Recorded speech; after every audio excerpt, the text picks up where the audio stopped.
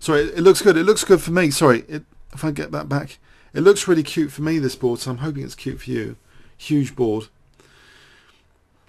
Okay, so dramatic, maybe. Centre of the action.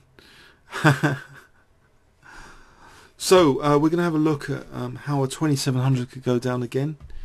And not just Shirov against Anand, but at the lower levels. So D4, so this was in the French Open. I said his name earlier.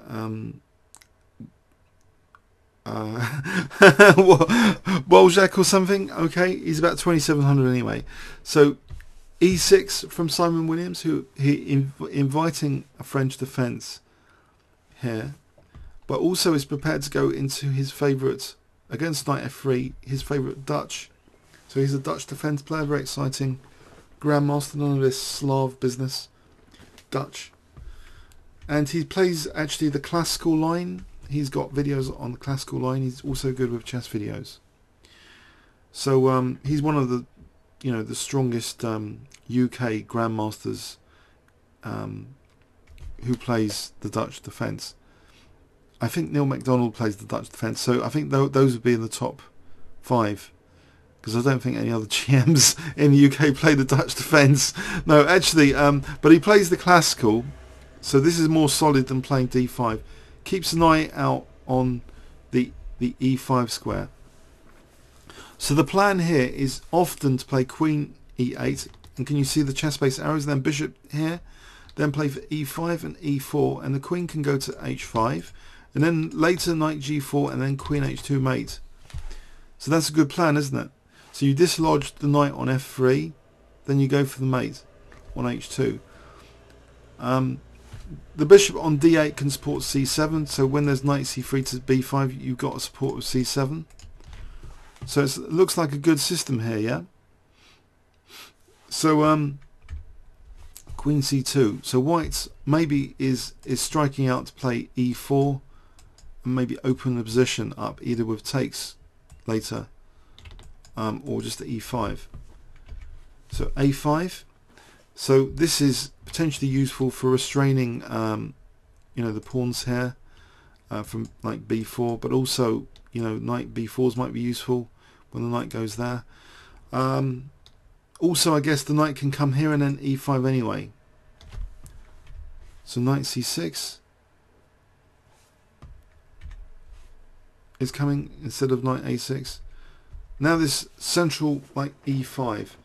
Now one of the problems might be C7, and I've had this myself in one of the games I lost in the Hearts League. Because once you play knight C6, you've got to be wary about knight B5s and C7 being a bit critical. So takes and then rook D8, and look, the queen is actually not going to be defending C7, so this is going to be a major potential disaster, it would seem. And here knight B5 is played, so unless he wants to play this move, it looks really passive, doesn't it? Because bishop A3 just hijacking that diagonal. So how does he defend C7? Well, he plays actually Queen H5. He ignores it. Positional sacrifice. He just ignores C7. Positional sack for the hack attack. And in fact, even more outrageous now, F4. What? I was shocked when I saw this game. Now, so at this point, has any of you got an engine to check this? Because isn't this just like a rook up for white? Where would the compensation be for this whole rook? Any ideas, guys? Where's the compensation? It's the sort of system I like to play as white against the Sicilian, you know, the side stepping queen, then going for a nice attack. The engine evaluation is plus 2.72. Well, it started off, it was a Dutch defence classical variation. So the rook is munched. Bishop c5. So what are the threats? What are the threats? Is it like knight g4 now as a threat? Just for f2, because the rook is not ideally placed for like defending f2. Fg, but then hg? Oh, knight g3, knight g4 and then rook takes f3 will be a serious threat for queen h2 mating. But that was a joke that I mentioned earlier about this queen move. I was really only just saying that all in jest. Isn't that amazing how the jest is actually turned into reality about trying to mate on h2? It's like a funny joke so far, this game. You lose c7, then you lose a8 to try and get your joke implemented. So what did the 2700 play here? Rook d5. Was this the best move to play rook d5? Tell me, what do the engines say here then in this position? What would have been the clinical refutation of this? Maybe the GM wanted to get rid of the bishop or something and pin down this pawn, because rook d5 has lateral pressure. It would seem to have a point to it, and if he gets rid of this knight, then there's no knight g4. So what do you guys suggest instead of rook d5? Or should we just have a look at the game continuation first?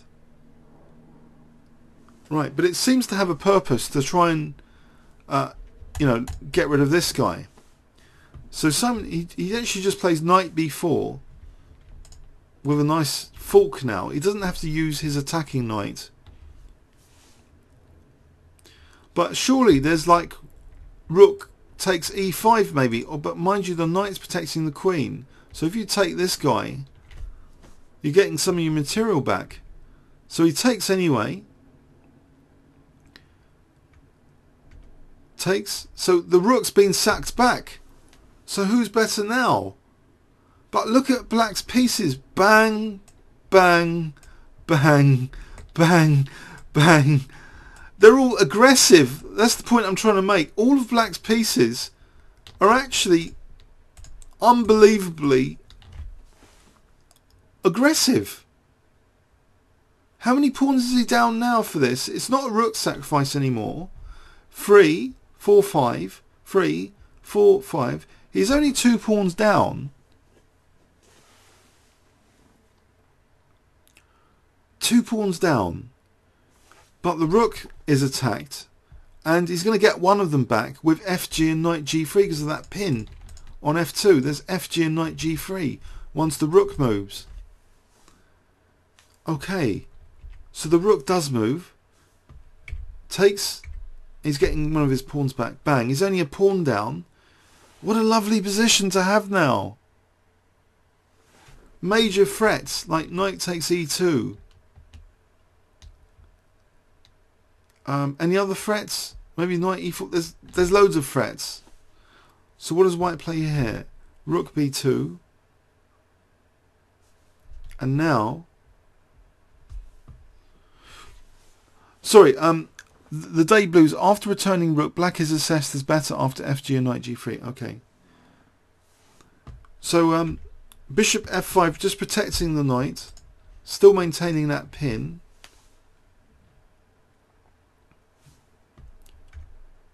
And here, actually, believe it or not, white resigned. Okay, the knight's also like being attacked here. Could the knight have come out with knight c7? What would black do here?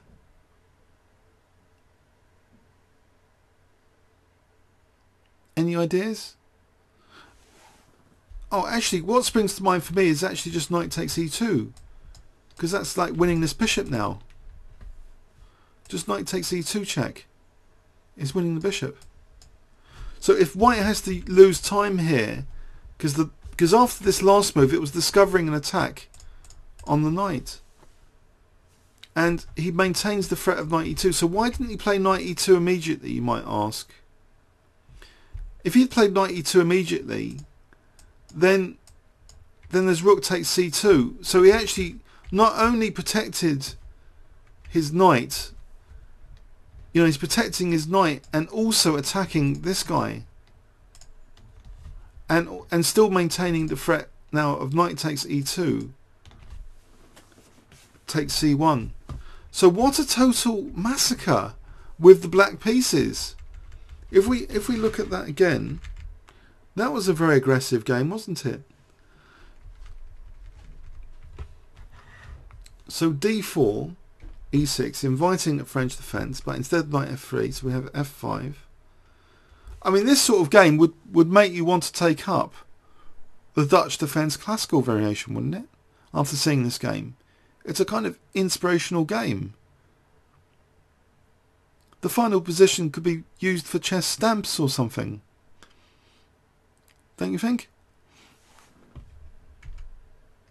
I think this game needs to be, you know, posted on Chess Post at the very least. It's a beautiful, quick 2700 player knockout.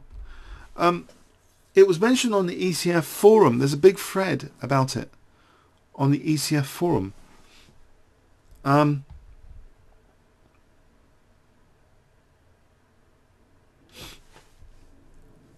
it was in the French tournament.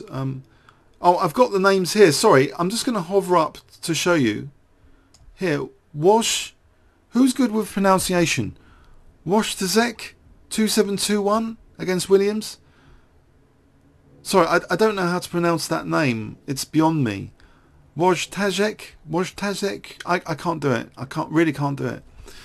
But Wojtaszek 2721, TCH FRA France. So British player Simon Williams. Yeah, he's got videos on it. So Wojtaszek. Sorry, I should have shown you that before. So we have here d6 with crude intentions, crude naughty intentions of moving the queen to h5, primitive kind of attack. But he's still controlling the centre because he's also going to play e4 and get white to collapse control of the d4 square. So there's a serious central formal basis for this attack, as well as the crudeness of queen h5. It's about d4. And he doesn't mind, you know, his rook and c7. No passive move here, because bishop d8, bishop a3. He just gives up a pawn and a rook to play this quiet move, bishop c5. So the question is here, guys, what should white have done? Does anyone want to put it on an engine, or shall I put engine analysis with Houdini here to see what Houdini thinks? Add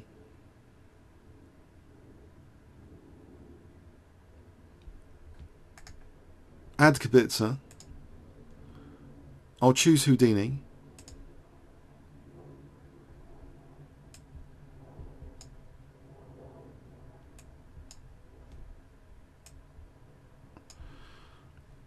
G takes f4 or knight c7, either a massive advantage, just knight c7. Right, let's imagine knight g4 though. What would happen with knight g4? How is that refuted? So isn't there a threat of fg and rook f3? Either e3 or g takes f4 again. Amazing. So e3, bishop f5 say, and queen b2 or d2.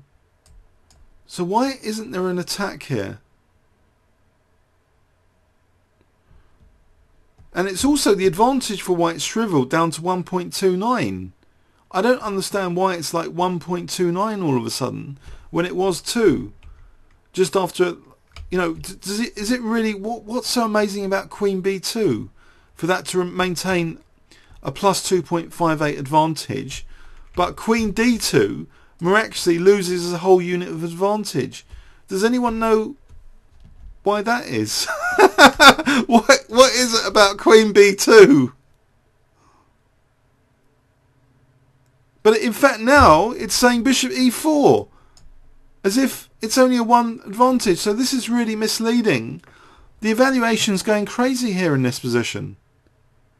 on my computer. This is an epoxy machine, but it's going crazy. It's changing its mind, saying, oh, it actually likes Black's attack. But look at Black's attack. I mean, all of these squares are under fire. Was this a case of mass distraction where this knight has just wasted loads of time to come back? Okay, the proper moves. Okay, so what would be the best move then to refute this attack? After bishop c5, what move do you want me to play? Apparently the best move is g takes f4. Let's go with g takes f4. So what do we want to try here? Knight g4 out of interest. How is knight g4 busted up? We've got e3 here. So this is being shielded by the pawn now against rook takes f3. Takes rook d5 now. Look, hitting the queen and the bishop. So knight ce5, rook takes e5, knight takes e5, bishop b2, taking, and white's clearly better with queen d2 apparently. So that's pinning the rook and threatening queen d8. No, not queen d8, queen d5. Forget queen d8. Queen d5. So what if bishop f2? There's no attack now to speak of. King h1. End of game. 3.87 advantage.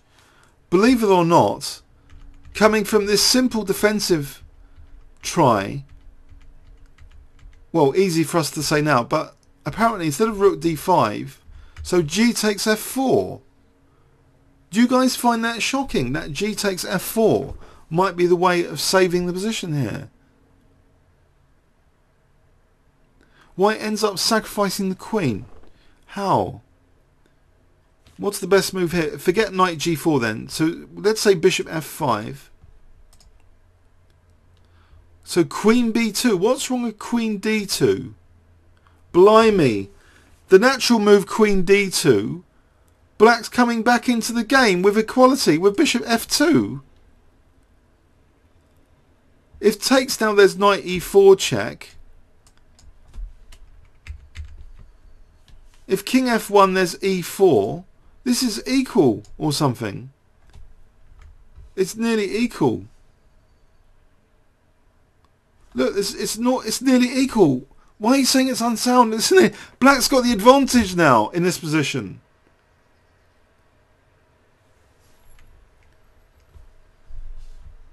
Takes, this is winning the queen with check or something. Queen takes, there's knight g4.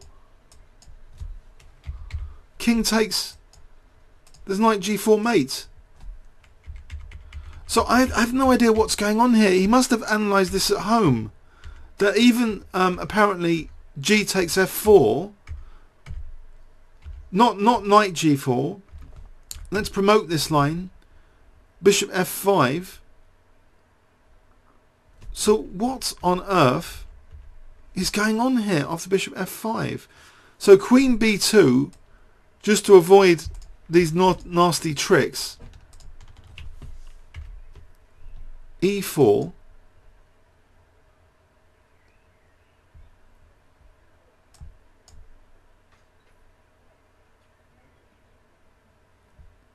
So white's apparently better. But my machine is starting to freeze now. Poor laptop. Knight g4. Apparently white's got an advantage here. But it's not the sort of play that we'd come up with the white pieces, is it? In fact, at the end of all that, black's now better after taking. Well, it's worse than Tau. I think I'll go as far as there's Metanov in this game. Isn't this? There's Metanov. This is totally radical stuff.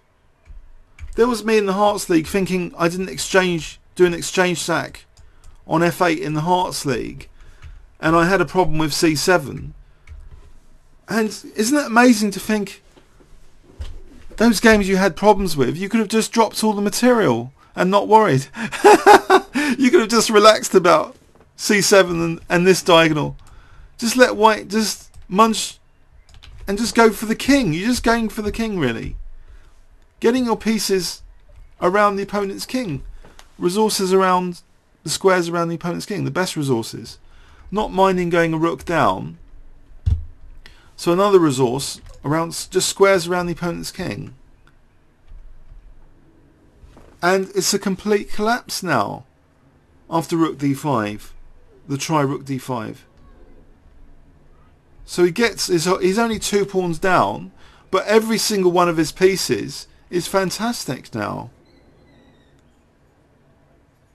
Black's actually a lot better. He's getting a pawn back immediately. And now after this bishop f5 introduces 2 threats, knight e2, and rook takes. So end of game. What, you know, white resigned. Amazing. I'll stop that now.